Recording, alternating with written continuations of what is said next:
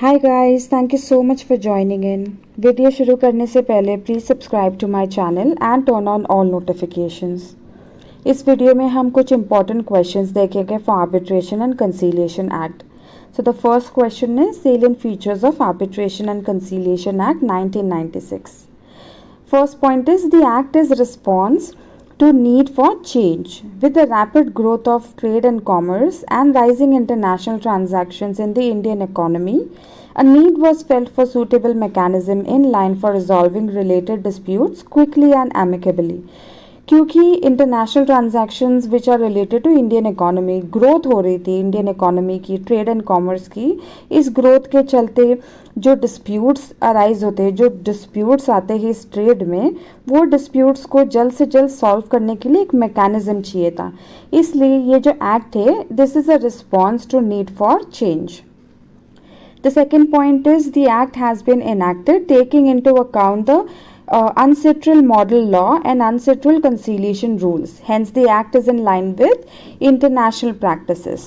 तो ये जो UNCITRAL model law and UNCITRAL conciliation rule है, ये international practice होती है for arbitration and conciliation. So we are aligned with that. The act replaces 3 old statutes. तो इस एक्ट के चलते जो पुराने 3 एक्ट्स थे, वो तीनों को बंद करके, तीनों को खारिज करके नया एक स्टैट्यूट, एक एक्ट बनाया गया है. तो it replaces the old ones and creates the new one. So which are the 3 old ones we are talking about? The first is the Arbitration Act 1940. The second is the Arbitration Protocol and Convention Act 1937. And the third one is Foreign Awards Recognition and Enforcement Act 1961.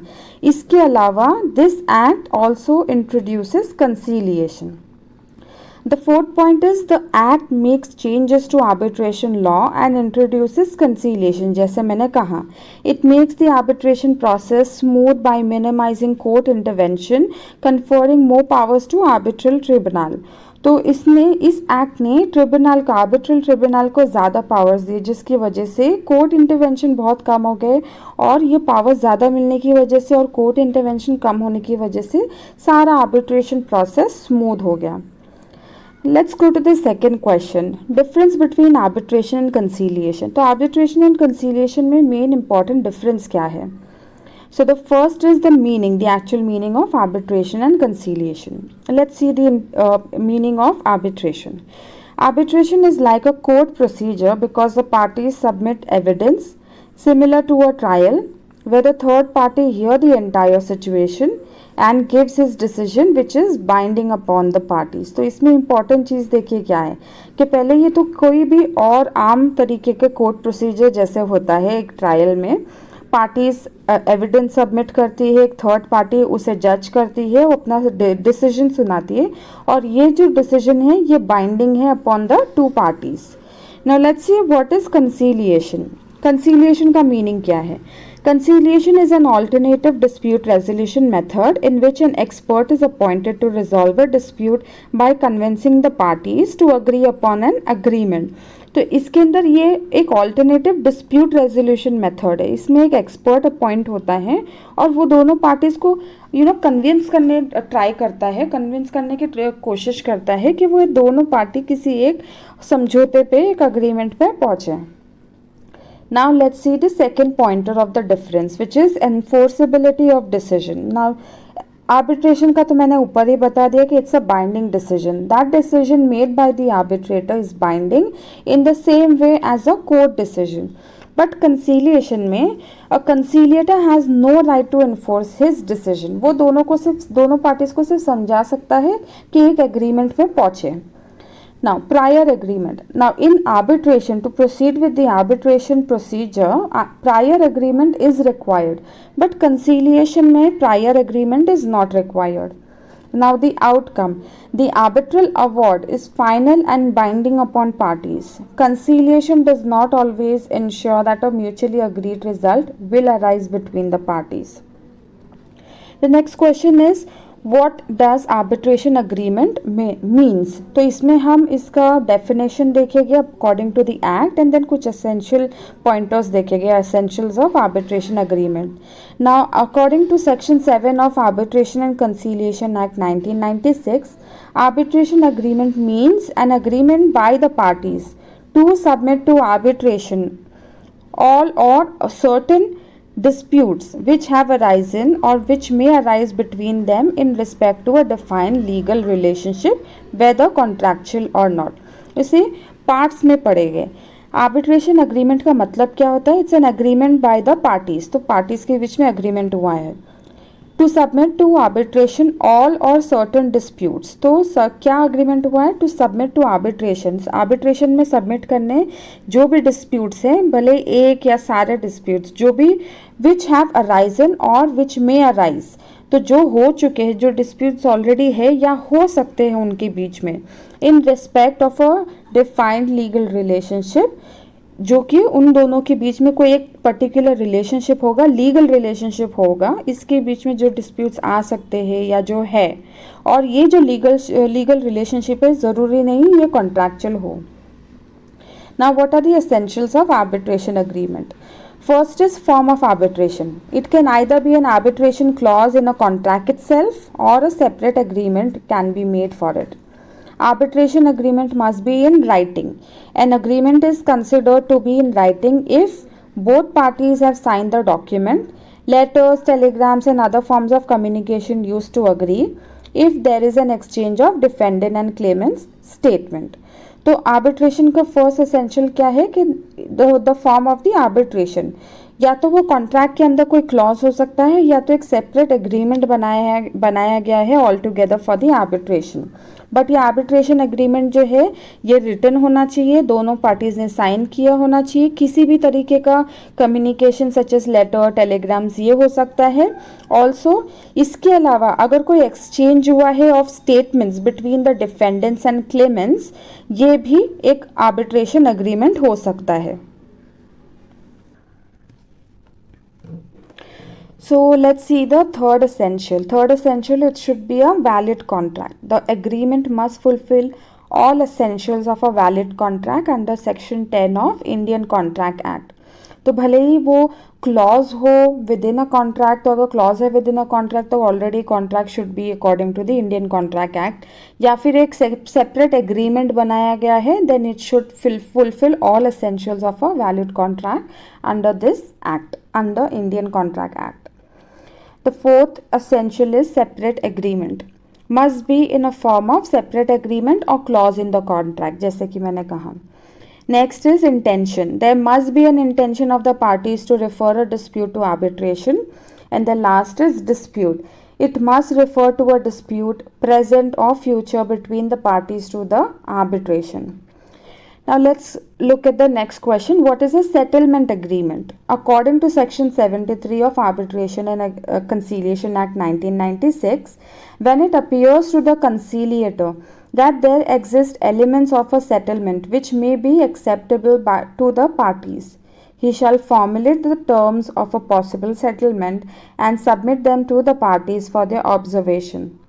तो यहाँ पे हमें settlement agreement का definition या मतलब बताना है. तो फर्स्ट क्या है पॉइंटर इसमें कि जब किसी कंसीलिएटर को लगता है कि there are elements of a settlement, मतलब दोनों पार्टी में एक एक्सेप्टेबल टर्म्स एंड कंडीशन का सेटलमेंट हो सकता है, he will formulate the terms and conditions, जो भी टर्म्स है पॉसिबल सेटलमेंट के वो उसको फॉर्मुलेट करेगा डॉक्यूमेंट में और दोनों पार्टीज को सबमिट करेगा to make an observation. If the parties reach agreement on a settlement of the dispute, they may draw up and sign a written settlement agreement.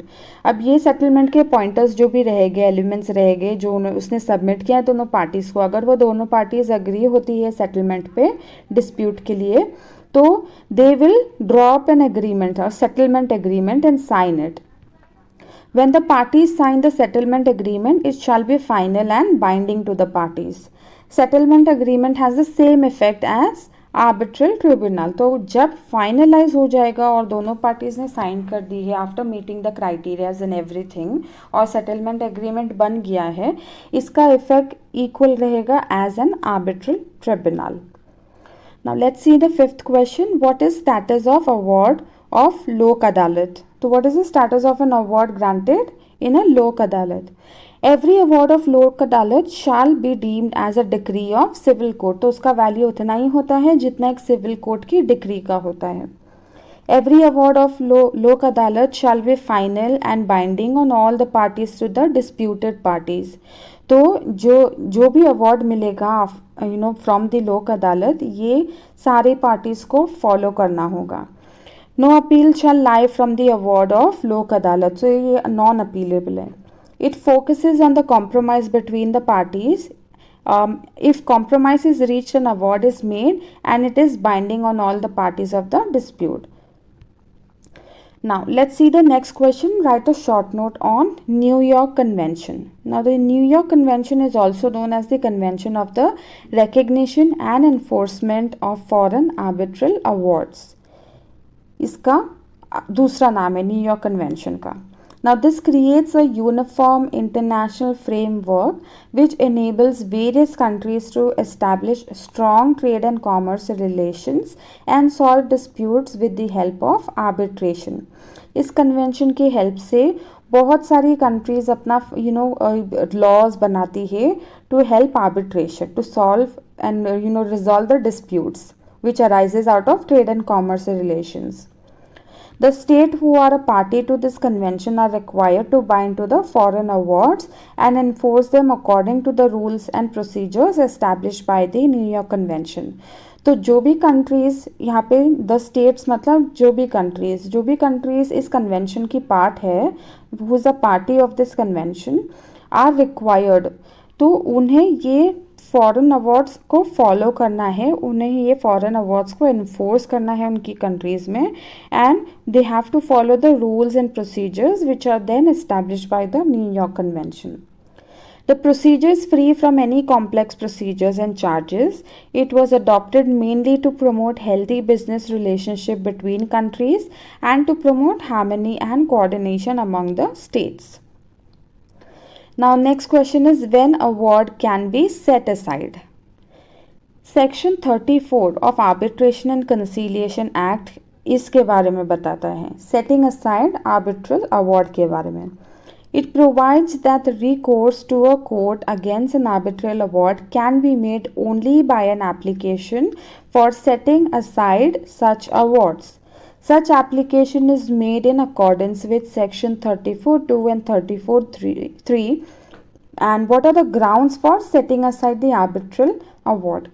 So the first point is the party making the application establishes that a party was under some incapacity. तो कोई एक party incapacity थी, मतलब वो he or she was not in a capacity to agree to that settlement or an award or cannot do it, or the arbitration agreement is not valid under the law. तो जो भी agreement हुआ है arbitration agreement, it's not valid under the law.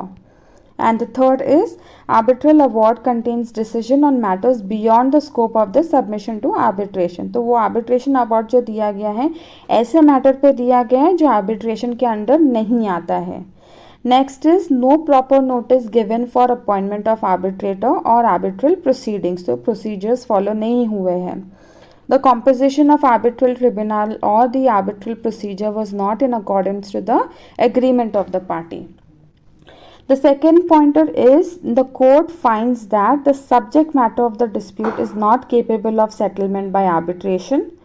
Then the court finds that the arbitral award is in conflict with the public policy of India. An award shall not be set aside merely on the ground of an erroneous application of the law by reappreciation of evidence. तो evidence के ऊपर question करके एक award को set aside नहीं किया जा सकता है. Now the time limit. What is the time limit for this? An application for setting aside award may not be made after 3 months have lapsed from the date on which the party making the application has received the arbitral award. तो अगर 3 months ख़त्म हो जाते हैं तो they cannot put a new application. Next is the court is satisfied that the applicant was presented by sufficient clause from making the application within 3 months time. Hence the court may enter the application further within a 30-day extra extension. तो एक extension मिल सकता है for another 30 days if the court is satisfied कि applicant को was prevented given sufficient time और उस वजह से ही और she can not apply with in 3 months. तो एक एडिशनल 30 days मिल सकता है as an extension which is completely upon the courts discretion. An application under this section shall be disposed of expeditiously and in any event within a period of 1 year from the date on which the notice served upon the other party.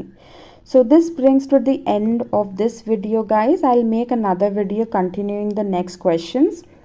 Till then, guys, if you have watched the video till the end, thank you so much for that. If you have any questions for me or any suggestions, please comment in the comment section. If you like my video, please give a thumbs up. As usual, guys, please take care of yourself. Bye for now.